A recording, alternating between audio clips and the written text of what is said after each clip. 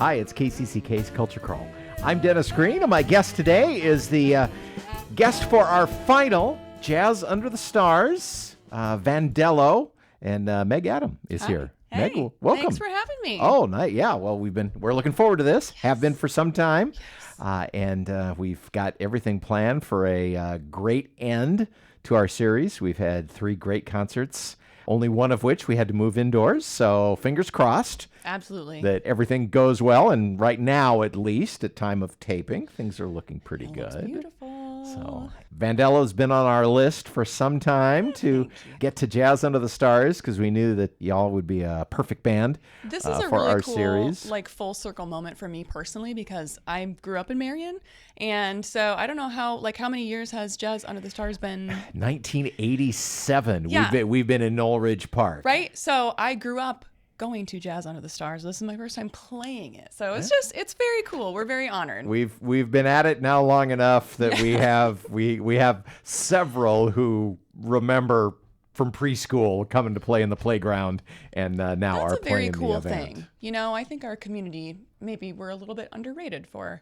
community music events. We punch way above our weight. Yes, we do. I agree. Definitely. So I've had the opportunity to see Vandello several times, and we'll talk a little bit about how the group has evolved as we get into this, but give me the origin story. How did the band start? So if you want to go way, way back to how it really originated, we are in North Liberty in my kitchen. My husband, Jared, is our guitar player, and he grew up in a super musical family. His dad had a very successful country band for many, many years. Anyway, he's one of those annoying people that plays like multiple instruments very well. People. It's I so hate 'em. irritating. Yeah. Anyway, he was rocking out, playing his guitar in the living room. I started singing harmony in the kitchen, and he stopped and went, What were you just doing? Were you just singing harmony to Down on the Corner by CCR? And I was like, I mean, yeah.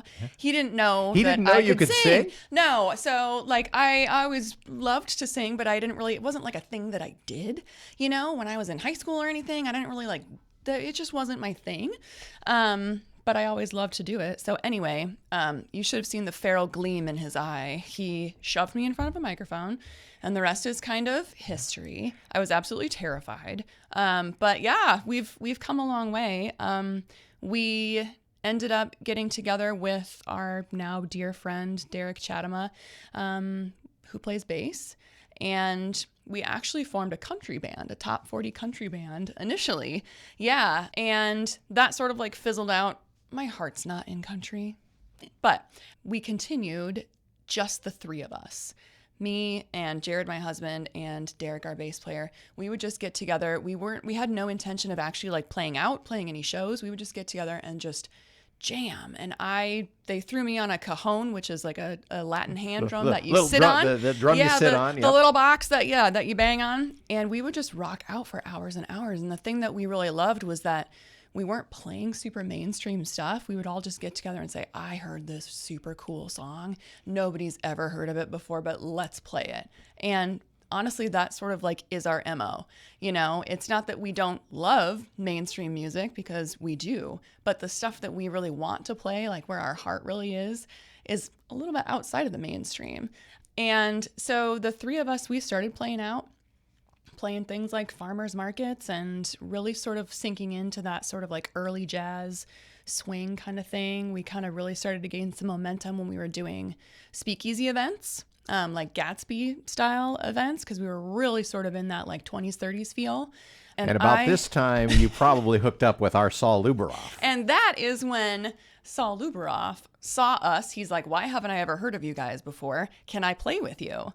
And so that's when we really started to really sort of... So adding the sax and the clarinet to that 20s, 30s sound, that really probably solidified things. Yeah, and this was right around 2019, 2020. So that was really when... pre-pandemic. Yes, pre-pandemic. And the whole Gatsby thing in the 20s, that was super in at that time. So it was really sort of a sweet spot for us.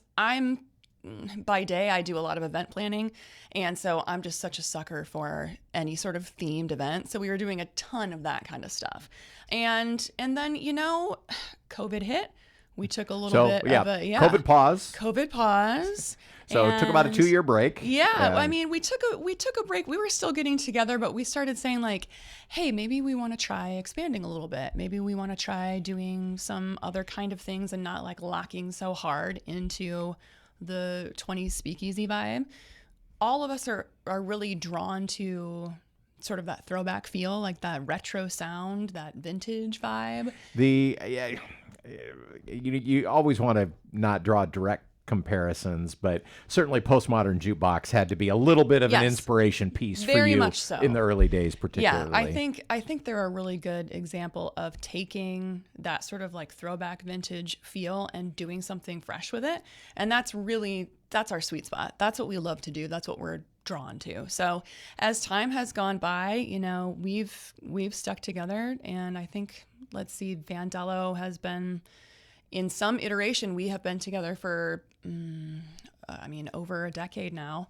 And yeah, our sound has definitely evolved from more of that 20s vibe. And nowadays we're kind of like creeping into some 50s, maybe a tiny bit of doo-wop, maybe leaning a little bit into soul, sort of like Amy Winehouse kind of thing, which is really cool. I'm really enjoying that right now.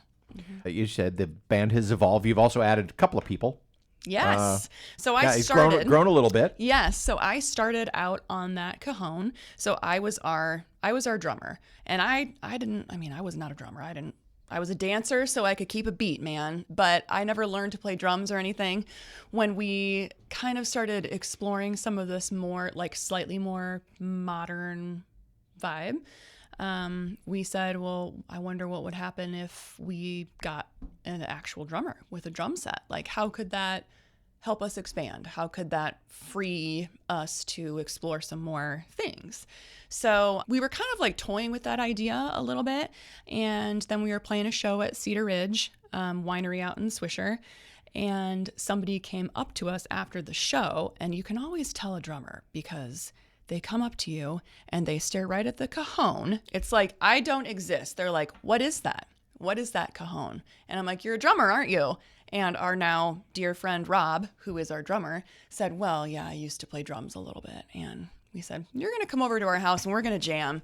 Yeah. And he fit right in. And so he's been with us, I think, for like four years about now. And that led to me being able to get off of the cajon.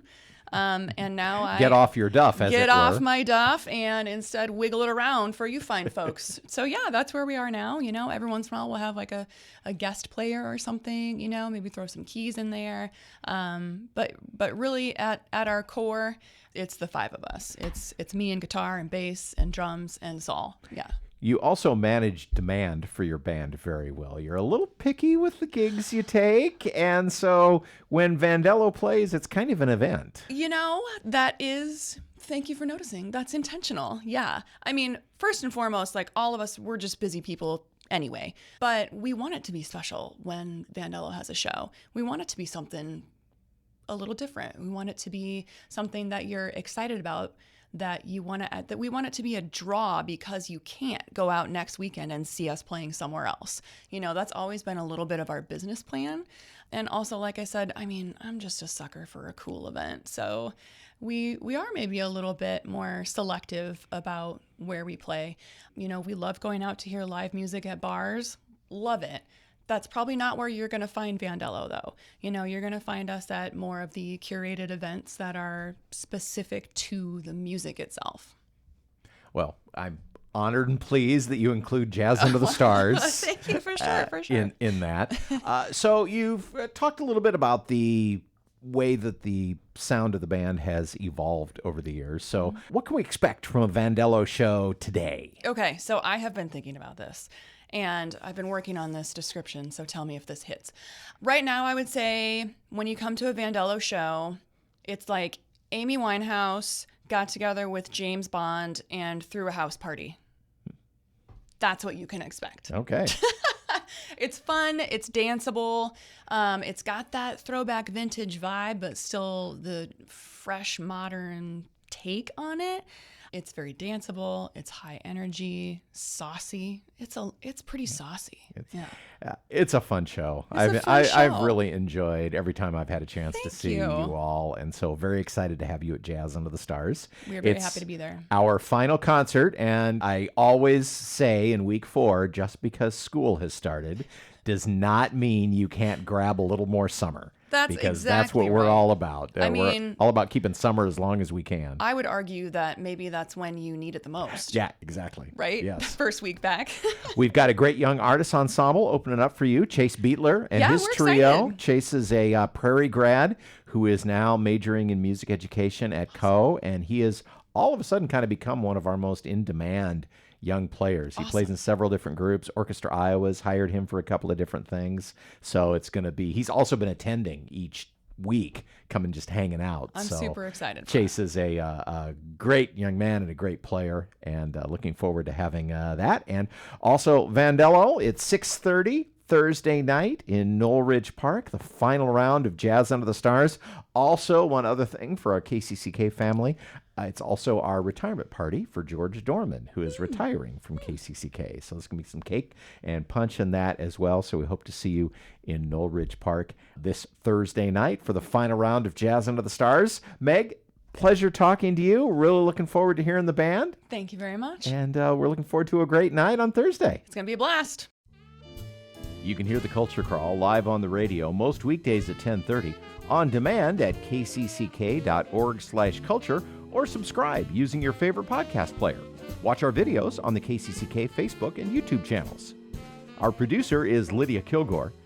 The Culture Crawl theme is composed by Vivian Shanley. I'm Dennis Green, and I'll talk to you later.